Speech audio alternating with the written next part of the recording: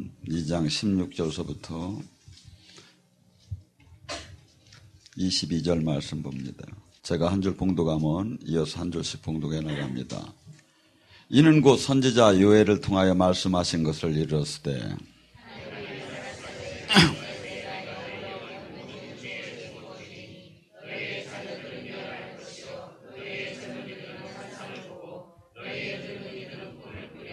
그때 내가 내 영을 남종과 여종에게 부어주리니 그들이 예언할 것이요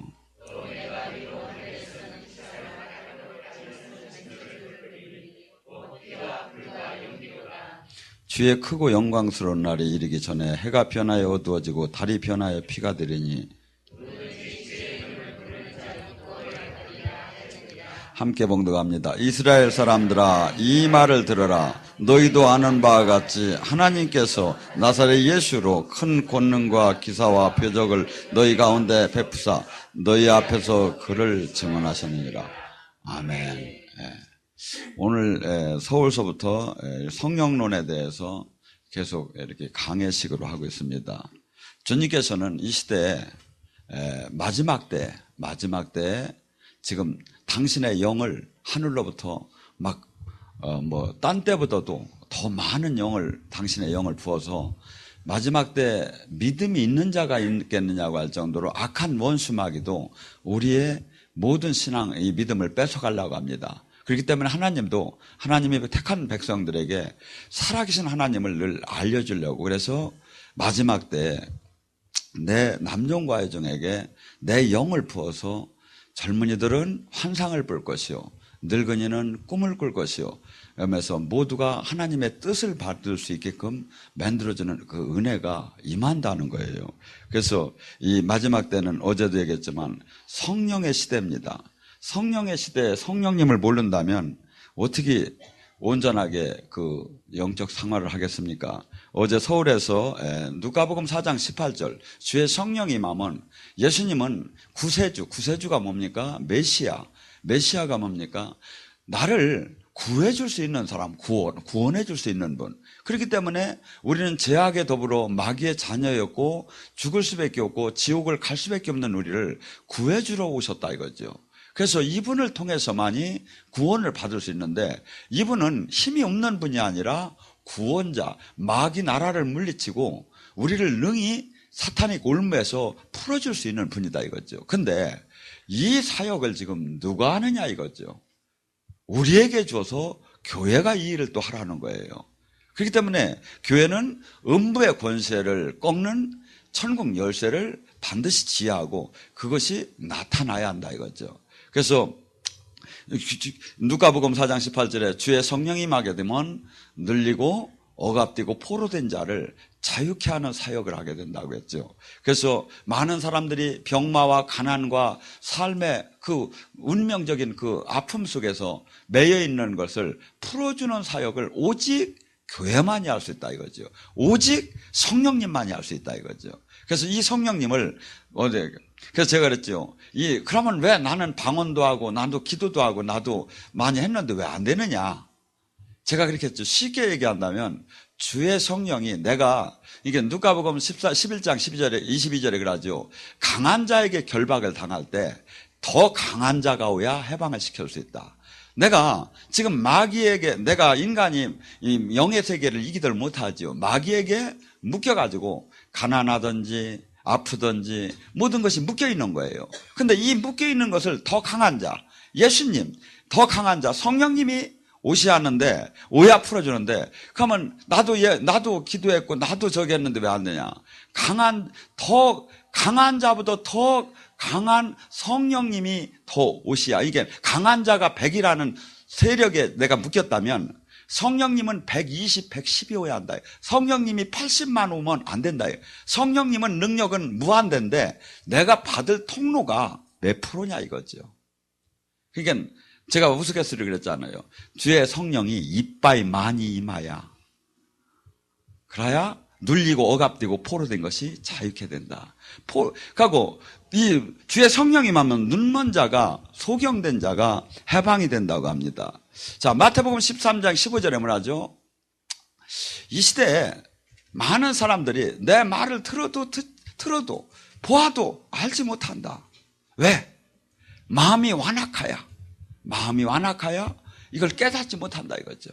그래서 하나님의 말씀, 하나님의 나라는 마음이 마음이 세상적인 욕망, 세상적인 것을 갖고 있는 상태에서는 백날 기도해봤자 알 수가 없어요. 그렇기 때문에 마음이 완악한 상태에서 40일 금식하다 죽는 사람들도 있어요.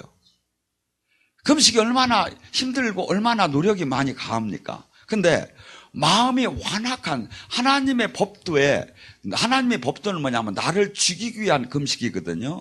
근데 내가 많은 능력을 받아야겠다는 목적으로 막 그 욕망에 불타서 하다 보면 하나님이 그걸 받을 수가 없지요.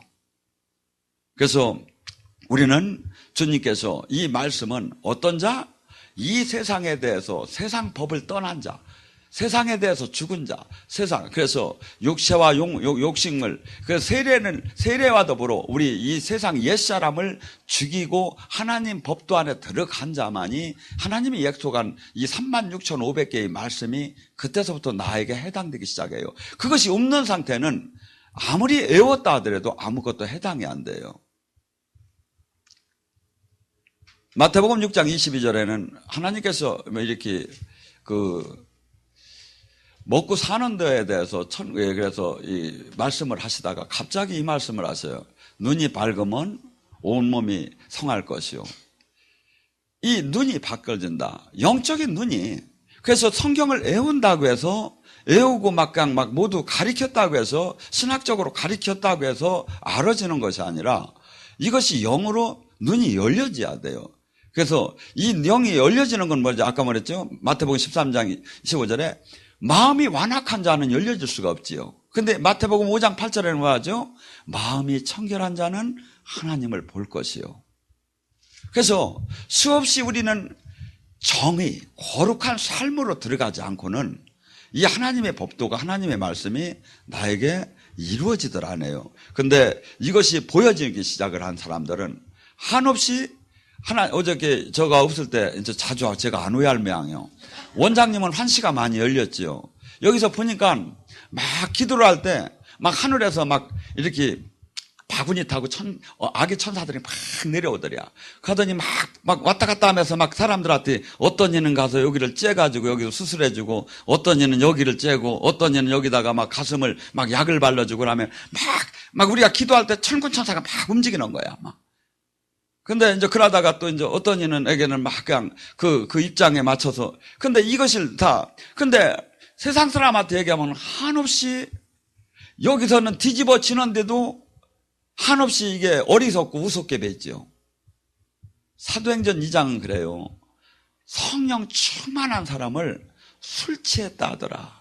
성령 취함에. 그래서 내 지정의를 끌 정도로 하고 이 세상에 그 논리로 알 수 없는 것이 보여지고 알아지고 실체적으로 나타나기 시작해요. 근데 이것을 그냥 안 믿는 사람에게는 아무것도 옆에서 어마어마한 사건이 일어나도 아무것도 할 수가 없죠. 그래서 주님께서는 우리가 불러서 무조건 그냥 모르는 상태에 무조건 알으라는 게 아니라 에베소서 1장 17절에 뭐랍니까? 하나님은 우리를 부르사 계시의 영과 지혜의 영을 주사 당신을 알게 하고 당신의 선한 길을 알게 하고 보여주고 알게 하는 거예요. 근데 지금 못하는 이유가 뭐냐면 내가 그분이 지금 원하는 그 삶 안에 못 들어갔기 때문에 나의 옛사람을 정리하지 못했기 때문에 지금 못 만나는 거예요. 주님은 분명히 뭐라고까지 하죠?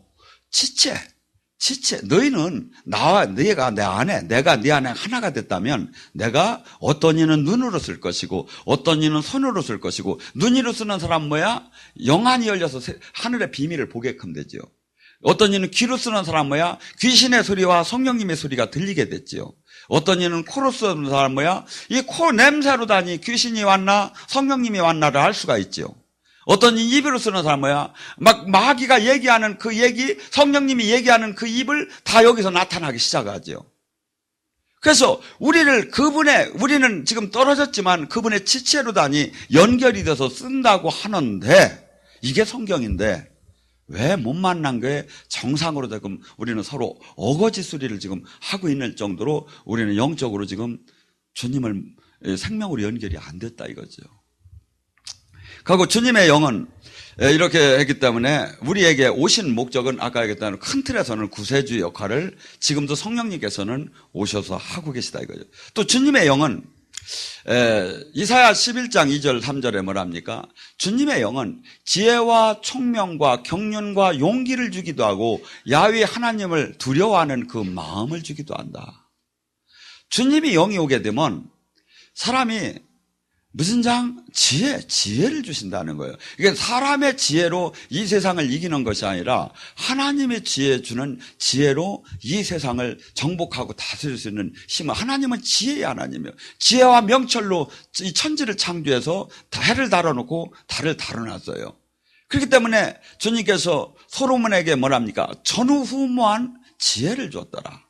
그래가지고 솔로몬이 하루는 옛날에는 그 아무것도 과학적인 그 범죄 수사를 할 수가 없었잖아요. 근데 두 여인이 찾아와가지고서니 애 하나를 놓고 서로 자기 자식이라고 막 싸우는 거예요. 근데 그걸 어떻게 판단합니까?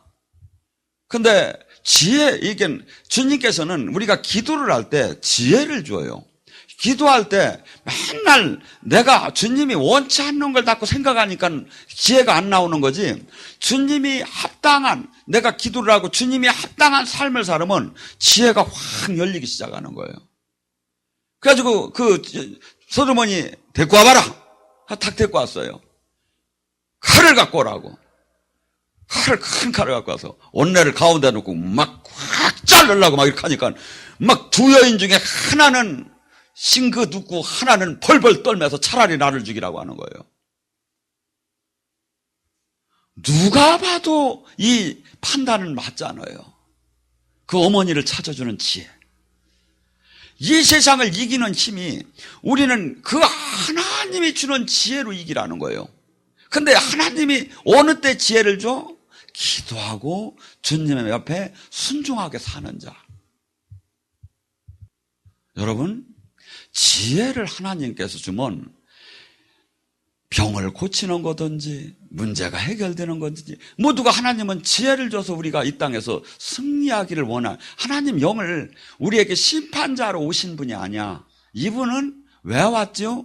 우리를 그 알로스 파라크레도스, 어머니처럼 변호사처럼 스승처럼 형님, 이 친구처럼 우리를 도와주려서 주님의 나라에 입성되는 하나님의 거룩한 온전한 자녀가 되게끔 성장시켜주고 보호하려고 지금 이 안에 오신 거예요. 그러지 않으면 심판자로 계시려면 뭐하러 여호와하니 없으니까 백화트 있다가 나중에 죽고 나면 너 그냥 심판하면 되시는데, 성전 삼고 오신 것은 이분은 나를 돕고, 말 못하는, 제가 말을 참 못하는 사람이에요. 근데 어찌 보면 그렇게 말을 내가 보면 잘하는지 모르겠어. 여러분 보기에는 시원찮지만 내가 보면 감동이야. 왜냐하면 이 하나님은 그래서 그 사람을 완전히 바꿔주기 시작을 해요. 그래서 이 지혜와 총명과, 그래서 세상을 어떻게 하면 이기는가, 제가 수없이, 제가 이렇게 저기 한 사람 제 말을 들었으면 승리할 수 있는 분들이 무진장 많은데 대부분의 자기 현 기분에 맞춰주지 않는다고 이렇게 많은 사람이 거부하는 걸 많이 봤어요. 하나님은 우리의 기분을 맞춰주는 분이 아니에요. 우리를 깨트려서 하나님 자녀답게 만드시는 분이지. 하나님은, 하나님의 영은, 그렇기 때문에 하나님의 영이 운행 법칙을, 그래서 어떻게 본다면 한없이 우리를 주님 만나고 한없이 우리는 힘든 삶을 살아야 돼요. 근데 이 힘든 삶은 영원한 생명에 들어가고 옛사람을 버리는데 반드시 필요한 거예요. 아까 원장님 얘기했죠. 사람이 바뀔 수 있는 것이 세 가지가 있다고. 첫째, 극한 상황, 극한 고통, 극한 아픔. 이 속에서 사람은 변할 수 있고, 두 번째 소망을 가진 자, 세 번째 진리를 깨달은 자. 주님께서는 이것을 우리에게 지금 제가 볼 때는 다 이 성경 속에서 다 주님의 영은 이것을 주시는 거예요. 그러면 우리를 옛사람이 아닌, 세상의 육의 사람이 아닌 영의 하나님 자녀답게 만들고 자녀다운 그 가치의 기준을 알게끔 해서 글로 질주하고 그러니까 내가 지금 하나님 영이 함께하면서 내가 지금 옛사람이 계속 변화가 하나도 없다? 무조건 잘못된 거예요. 넌 하나 날 것 없이. 나는 날마다 새롭게 성장이 돼야 돼요. 어떻게? 하나님이 원하는 사람으로. 그게 말씀에 근접한 사람으로 우리는 날마다 바뀌어 나가야 한다 이거죠. 성화되어 나가야 한다 이거죠. 성화되어 나가는 삶이 없이 축복해달라고 백날 기도해봤자 아무것도 안 일어나요. 차라리 쉬어요. 새벽 기도니 뭐니 하지 말고. 왜? 안 일어난다니까요. 주님께서는 성화된 말씀에서 녹아서 주님이 다스림 안에서 들어가서 그래서 저는 신명기 30장 15절, 16절, 19절, 20절이 어쩌면 그렇게 지당한가. 많은 사람들은 저한테 와서 상담을 할 때 이것을 하야올습니까? 안 하야올습니까? 수없이 물어요. 근데 주님은 그렇게 얘기하더라네요. 생사화복을 네 앞에 놔놨다. 네가 죽을 길을 택하면 죽게 해줄 것이고 살 길을 택하면 살게 해줄 것이고 복된 길을 택하면 복되게 해줄 것이고 망할 길을 택하면 망하게 해줄 것이고 주님이 내가 지금 언어 하나 내가 생각 하나 모든 것에다 거기다 채점표를 맞춰서 운행하시는 분이 주님이신데 지금 다 이 비법이 이게 승리의 비법이 지금 다 나가는 거예요. 왜? 주님은 뭘 갖고도 승리하게 하셔요. 너 뭐 있냐? 예, 지팡이밖에 없는데. 그럼 그거 갖고야. 너 뭐 있냐? 새총밖에 없는데. 그거 갖고야. 너 뭐 있냐? 아무 주님이 내가 지금 갖고 내가 잘하는 거 갖고 그 아무 걸 갖고도 주님은 이 세상을 다 뒤집을 수 있는 분이에요. 근데 요걸 해야 될까요? 저걸 해야 될까요? 여러분이 주님 뜻대로 삶에서 한번 기도와 생활하며 바르게 가봐요. 나도 모르게 살 길로 가져요. 왜? 이 안에 있는 주님은 뭐하고 계시겠어요? 근데 그걸 안 하고 계속 와서 여기서 물어가지고 뭘 이렇게 하려고 하는데 이것은 악의 신앙이고 이걸 갖고 되는 게 아니에요. 주님이 감동을 하게 내가 그냥 내 하는 대로 주님은 거기서 역사를 하시겠다 하잖아요. 네가 그래서 뭡니까? 시편 37장 4절에 야훼를 기쁘게 하라. 그리하면 네 소원이 이루어지리라. 두 사람이 있습니다. 한 사람은 맨날 나만 보면 막 돈 꺼달라고 하고 돈 달라고 하고 밥 사달라고 합니다. 한 사람은 아무 얘기도 않고 내가 기뻐하는 일만 합니다. 여러분 돈이 있으면 누구를 주고 싶습니까? 솔직히 얘기해봐요. 하나님은 그 마음을 우리가 어디서 배웠습니까? 하나님한테 배운 거예요. 하나님을 우리는 지금 수없이 지금 잘못된 인생에 있었어요. 마귀의 자녀였었어요. 우리의 지금 문화, 우리의 지금 이 정서 이런 것들이 전부 다가 이 선한 하나님 앞에 들어가서 보면 엉망진창이에요. 그런데 이것을 다 깨트리고 주님 말씀에 무조건 이게 이해가 다 가지 않더라도 주님 말씀에 아멘하고 따라갈 때 그러면서 우리가 바뀔 때 주님은 복을 제발 저에게는 주지 마시옵소서 기도하면서 막 이 바른 일을 하면 그래도 복은 와 있을 것 같아. 내가 볼 때는. 저는 죄송한 얘기지만 우리 집을 위해서 1년에 기도한 게 3, 4시간도 안 돼요. 우리 자식도 우리 딸도 있고 우리 자식이 있는데 아니면 우리 집이 있는데 우리 식구들을 위해서 기도한 적이 없어요. 그리고 제가 보면 너무 잘해 주시는 것 같아. 근데 걱정되는 게 저놈들이 주님을 만나려면 엄청나게 뒤지하는데 그걸 할 수 있을까 하는 게 걱정이 돼 사실은. 왜? 제가 만나보니까 주님은 그냥 만나는 게 아닌데 얘들이 그 고난을 당할 수 있을까? 그 가치를 내놓을 수 있을까? 근데 육으로 볼 때는 근데 분명한 건 제가 저 자신이 너무나 엉망했던 사람을 하나님이 때에 불러줘서 180도로 바꾸는 걸 보고 제가 희망을 잃지 않아요. 주님이 은혜만 내린다면 그 누구도 바뀔 수가 있구나. 그래서 여러분들 하나님의 도의 원리를 깨달으세요. 자꾸 그러면 이 원리 안에서는 성경 말씀과 그 원리가 항상 그것이 아르면 그것을 깨달은 자가 바로 복음을 전할 수 있는 분이에요. 복음. 수없이 이 성경을 갖다 바꿔놔 버렸어. 왜냐하면 원리와 생명으로 주님을 못 만났기 때문에 막 그냥 일반적인 해석을 하다 보면 엉뚱하게 이것이 해석이 될 수가 있어요.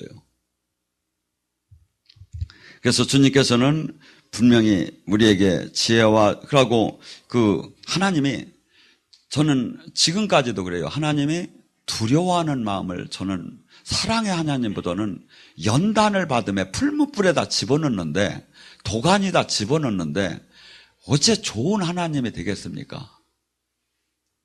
두려운 하나님. 그래서 경외하는 하나님, 경외하게 되고, 살아계신 주님이 눈동자처럼 쳐다보기 때문에 절대 내 마음대로 살 수가 없어요. 하고 그 심판을 정확하게 알기 때문에, 축복을 정확하게 알기 때문에, 지금 함께하는 그분을 정확하게 느끼고 알기 때문에 마음대로 살들 못해요. 그러면 거룩한 성화의 단계로 점점점 한 걸음 한 걸음 제 모습이 바뀌어지는 걸 느껴요. 우리는 누구든지 온전한 사람이 없어요. 베드로 사도도 한없이 신경질적이었고, 한없이 다이얼질이었고, 한없이 뚱딴지 같은 사람이었어요. 근데 마침내 마지막 그가 대사도가 되었고, 또한 그 세례자 사도 요한 같은 경우도 그 이름이 뭐였습니까? 우레의 아들이라고 했어요. 우레의 아들. 성질이 대단하게 천둥치는 것 같이 대단했다는 거죠. 그러니까 사마리아 지역을 지날 때 이 예수님이랑 같이 가는데 그들이 복음을 받아들이지 않았어요. 그때 뭐랍니까? 주님, 하늘에서 불 내려가지고 이것도 싹 쓸어버릴까요? 그러니까 이놈이 미쳤나. 막 그렇게 막 이렇게 저기 하던 사람이 나중에는 요한 1서, 2서, 3서를 그분이 다 쓰셨는데, 그분이 거기서 계속 나오는 게 뭐냐면 사랑이 나와요. 사랑. 그래서 한번 그랬대요. 선생님, 맨날 얘기하시면 맨날 사랑만 하십니까? 그러니까 오늘 강론은 사랑 아닌 다 새로운 것 좀 한번 해주세요. 그랬더니 알았어. 가더니 올라가시더니 오늘 다시 말하노니 서로 사랑하라. 우리가 막 질치면은 막 능력받고 뒹굴고 막 싸우고 막 그냥 네가 우리냐, 내가 세냐, 네가 세냐, 내가 조금 더 세다, 내가 예언 조금 더 깊다, 내가 치유도 저기다 하지만 사실 이것은 사랑의 극치를 깨닫는 그 통로지, 이 자체가 아니다 이거죠. 하고 이 자체 안에 들어가면 이런 것도 필요가 없이 능력과 모든 그 하늘나라가 임한다 이거예요. 그래서 우리는, 주님께서는 지금도 사실은 무서운 원장님 같은 경우 연단을 시켜요. 그러면서 나를 내 뜻대로 살지 못하고 주님 말씀을 하고 살아계신 주님 밑에 복종을 할 나의 육체의 삶을 내가 그래도 이렇게 살아야 되지 않습니까? 딴 교회보다 내가 이렇게, 딴 저기보다 이게 필요가 없어요. 내 길은 좁고 협소하다는 거예요. 나의 사람이 별로 없다는 거예요. 늘 제가 얘기하지만 에레미야 5장 1절에 뭐랍니까? 에레미야에게 하나님께서 이 이스라엘 백성을 전부 다가 이 징계를 바벨론에 70년을 보내는 그 계획을 세웠어요. 너무 말을 안 들어서. 근데 그래도 한번 하나님은 사랑의 하나님이시니까 에레미야를 불러서 그래. 네가 한번 가봐라. 예루살렘에 가서 네가 바삐 돌아다니며 공의와 정의를 실천하는 자 한 사람만 찾아라. 그러면 내가 이 징계를 내리려고 이가했던 것을 내가 포기해버린다. 우리도 그렇지 않아요? 막 자식한테 막 이놈 한번 확 혼내야지, 막 한번 막 죽살나게 때려야지, 이렇게 맘먹었다도 그냥 한 번 더 기회를 주듯이 하나님이 너 한 번 가서 찾아보라는 거예요. 그래서 에레미야가 가서 막 열심히 찾았어요. 근데 뭐죠? 이스라엘 백성이 전부 다가 성도였어. 근데 하나님 보시기에는 하나도 없대.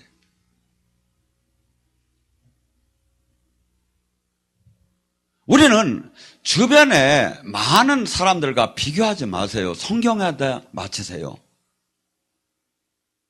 심판날에, 내가 이 땅을 끝나는 날에 주님이 지금 얘기한 이 말씀들이 기준이 돼요.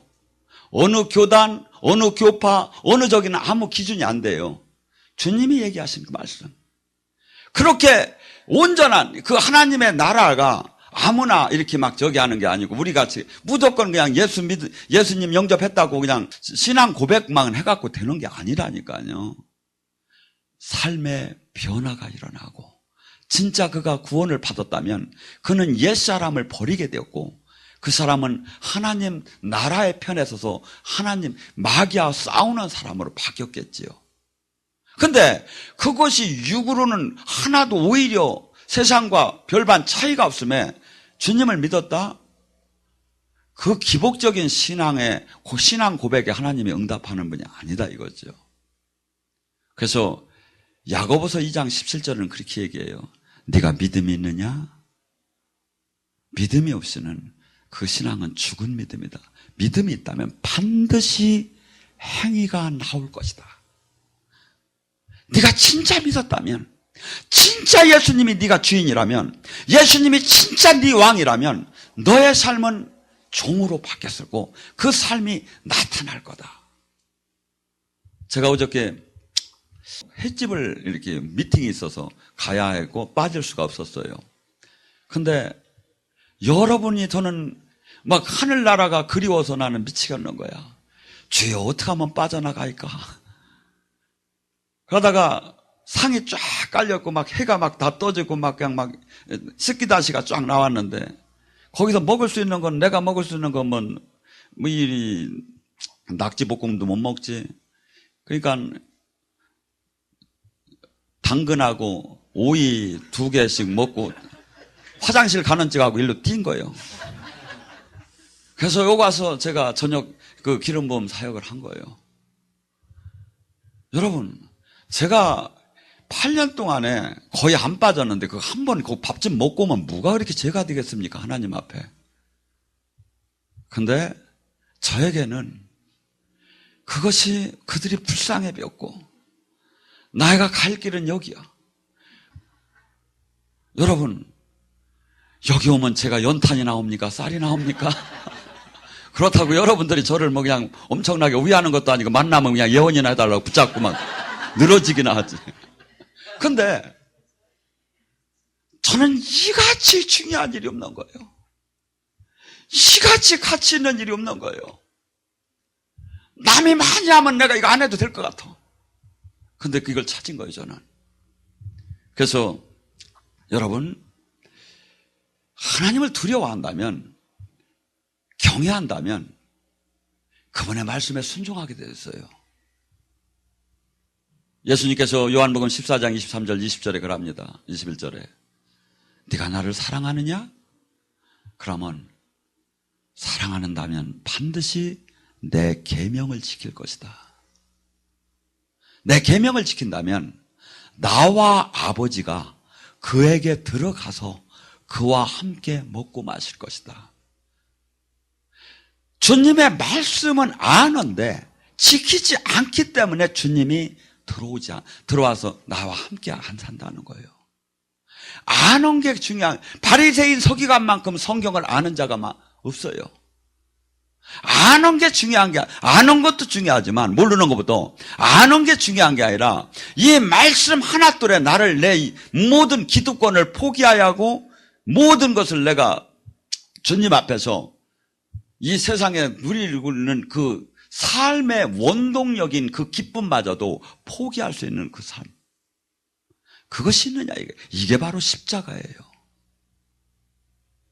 십자가를 지지 않으려면 따라오지 말라는 거예요. 안 된다는 거예요. 근데 십자가, 하나님을 경외하는 자는 기도, 성령님이 계속 들어오면 하나님을 경외하게 되고 하나님을 두렵고 떨리는 마음으로 이 말씀에 순종하게 하고 십자가의 삶으로 들어가게끔 해요.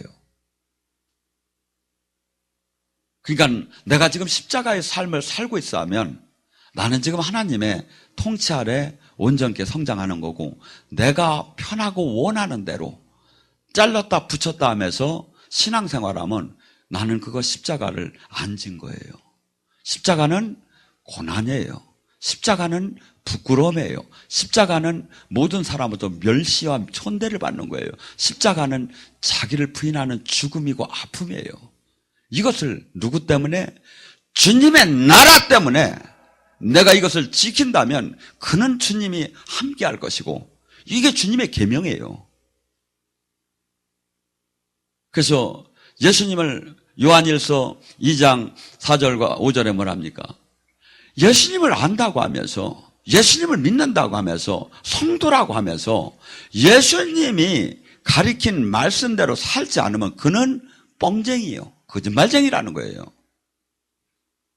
삶이 없다면 그건 가짜 신앙이라는 거예요. 반드시 2절 6절에는 말합니까? 예수님을 믿는다면 예수님이 사신 삶을 살아야 할 것이다. 지금 세상은 10년, 20년, 제가 볼 때는 뭐 많은 사람이 전도를 한다고 하지만, 교회는 많지만 더 강팍해지고 더 살벌해지고 마지막 때는 사나워진다고 해요. 마지막 때는 자기 위주, 자기를 사랑하고, 마지막 때는 이 특징적으로 나타나는 거예요, 말세에. 근데 주님을 만난 사람은 어떤 사람입니까? 마태복음 22장 37절 39절에 보니까 계명 중에 수많은 계명이 있지만 그 중에 가장 큰 계명이 있다면 마음과 목숨과 정성을 다해서 하나님을, 예수님을 사랑하는 것이고, 다음 계명 또한 그러니 내 이웃을 내 몸처럼 사랑을 하라. 제가 우리 자매님을 사랑한다고 하면, 자매님이 저 자매가 나 옷 좀 안 해줄라나, 나 용돈 좀 안 갖다 줄라나, 나를 뭐 좀 안 해줄라나, 막 저기 하면 바라고, 막 저기 하면서, 그러면 이게 사랑하는 겁니까? 사랑은 저 사람을 어떻게 하면 편하게 해줄까? 저 사람을 어떻게 하면 이득이 되게 해줄까? 근데 여기만큼 기도원이 막 사랑과 편하게 이렇게 이 사랑이 많은데 왜 전도를 안 하죠? 왜 전도를 안 하시느냐고. 우리는 주님의 이 말씀을 아는 데서 국한되는 건 아무 의미가 없어요. 실질적으로 여기 오신 분들한테, 여기 계신 분들은 정말 사랑을 해줘요. 왜냐하면 이 시대는 사랑을 고갈되었어요. 부모 자식 간에도 이기적이에요. 근데 진짜 사랑을 줘봐요. 왜 사람이 안 올까요? 저는 원래가 달란트가 군사 훈련시키는 스타일이니까 제가 좀 못하면 여러분이 좀 해줘야 하잖아. 근데 보면 안 오시는 분들은 여러분 책임이 있는 거야. 막 이제부터 방긋 웃으시면서 말이야. 하고 이렇게 좀 따뜻하게 손도 붙잡고 하고 같이 울어주시고 같이 막 저기 하고 한번 하면서 이렇게 하면서 사랑을, 우리는 지금 뭐라 하죠? 사랑을 하라는 거예요. 그래서 주님께서 우리는 하나님의 하나님의 영을 받는다면 하나님 말씀 안에 온전하게 순종하게 돼 있고 이 말씀에 내 목숨을 걸 수밖에 없는 거예요. 이 자는 주님을 만나기 싫어도 만나게 돼요. 이 삶에 들어가면. 여러분, 이 시대에 수많은 사람들이 주님을 못 만나서 몸부림을 칩니다. 여러분, 이게 바로 복음이에요. 이 원리를 깨닫고 첫째는 나한테 적용이 되고 두 번째는 만난 사람한테 알리는 거예요. 그러면 뭐죠? 예수님의 생명을 전하는 자예요. 이 복음을 깨닫는 자, 이 말씀의 진리를, 이 은혜 예배를 깨닫는 자는 반드시 주님의 영이 들어오면 뭐죠? 소생하는 축복이 임해요. 모든 것이 무너졌던 것이 다시 살아나기 시작해. 부활의 영이기 때문에.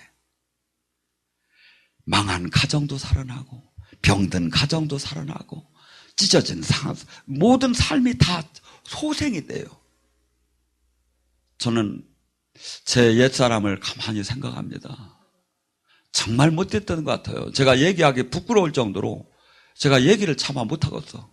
근데 어쩌면 이렇게 바른 놈으로 만들어 놨는가. 주님의 영이에요. 주님의 영. 주님의 영을 정말 나의 주인으로 붙잡으면 이 영은 나를 자꾸 바꾸기 시작해요. 가치관을 바꾸고, 목표를 바꾸고, 비전을 바꾸고, 행복을 바꾸고, 모든 것이 바뀌어요. 그래가지고 어떻게? 하나님 기준에 맞는 사람으로 바꾸기 시작하죠. 그러면 뭐요? 그렇게 바뀌었기 때문에 축복이 오는 거예요. 안 바뀌고 그것을 닫고 얘기를 하면 축복은 안 와요. 바뀌었기 때문에 내가 생사화복을 네 앞에 놨느니라. 네가 축복 밖에 바뀌어봐라. 축복이 분명히 내려온다. 살게 바뀌어봐라. 내가 회복을 시켜준다. 근데 믿는다고 하면 안 바뀌니까 주님도 못 하시는 거예요. 안 바뀌고 그냥 부르짖죠. 긍정의 힘으로 아무것도 안 일어나요. 예수님의 힘으로 아무것도 안 일어나요. 바뀌는 것이 예수님을 믿는 거라니까. 바뀌는 것이. 오늘 시간에 이 성령님이 지금 이 자리에 오셨고 우리 안에 계십니다.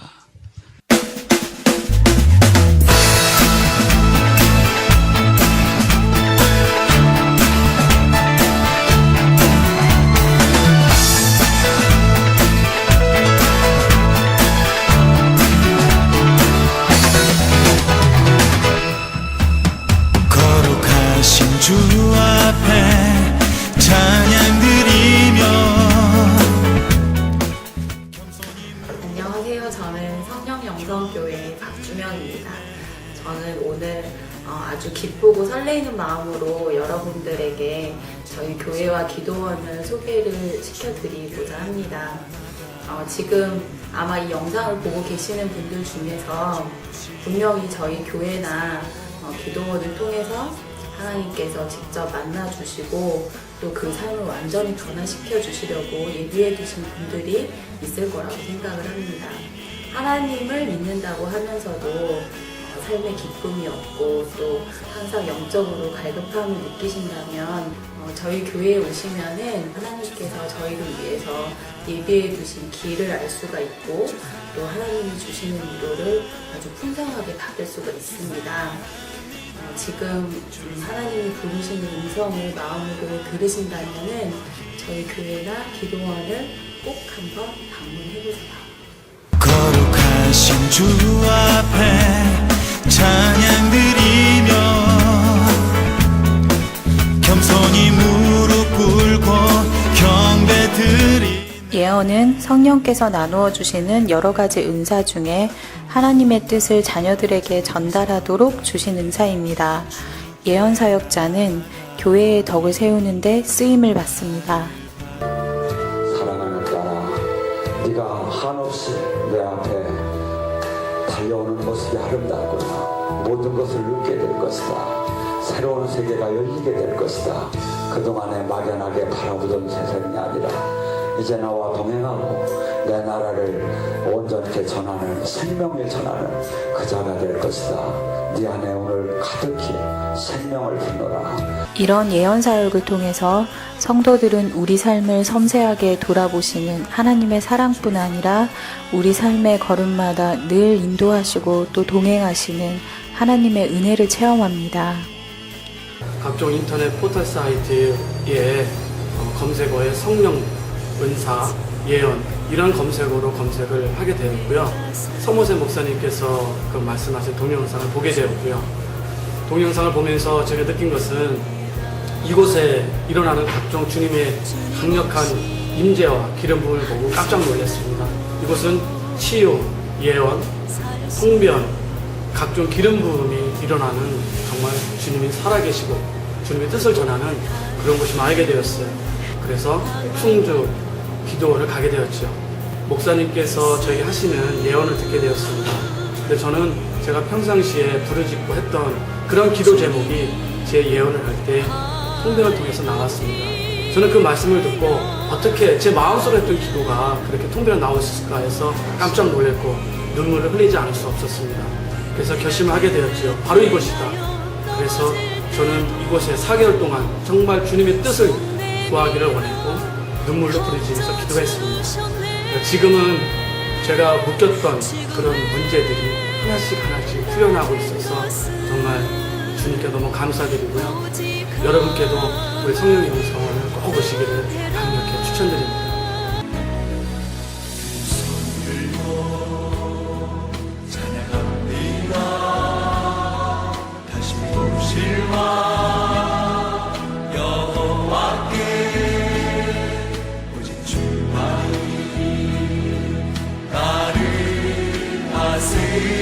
다스리네.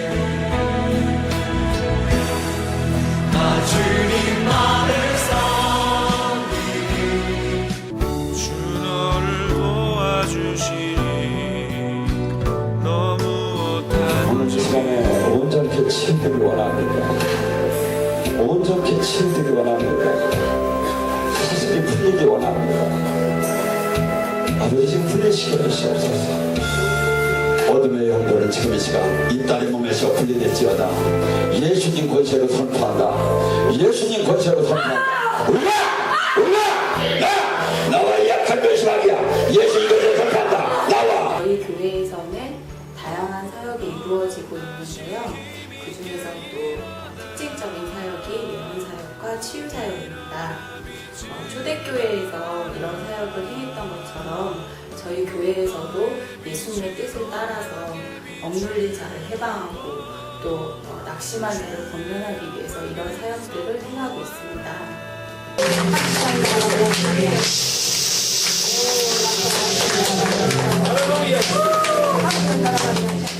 성령님의 역사하심을 통해서 어둠의 권세로부터 해방이 될 수 있고 또 하나님의 자녀로서 마땅히 누려야 될 축복들을 누릴 수가 있습니다. 어디 가든지 주 너를 도와주시니 너무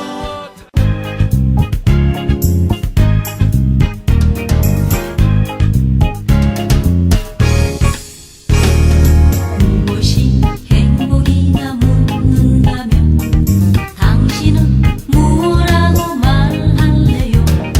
하나님을 찬양할 수 있다는 것, 이것이 인생의 자명복이죠.